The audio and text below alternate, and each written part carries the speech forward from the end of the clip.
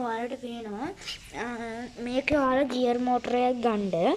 මම ඔයාලට කියලා දෙන්නම්. ගියර් මෝටරයක් අරන් ඔයාලා දැන් මෙතන පේනව නේද ඔයාලට රතු පාට එක. රතු පාට එක නම් දැන් ඒක අනිත් එකටම මේව කරන්න ඕනේ.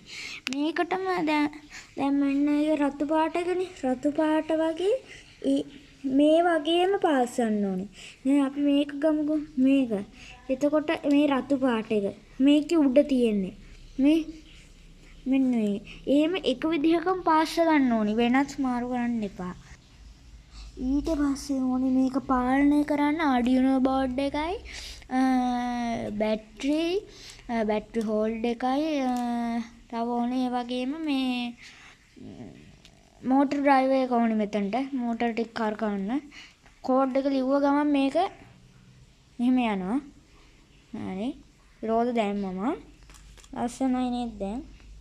එහෙනම් කට්ටියට ජය වේවා. හදලා බලන්න ඔයගොල්ලෝ. මම ඊතුරු කොටස් ටිකත් ඔයගොල්ලන්ට දාන්නම්. බයි බයි.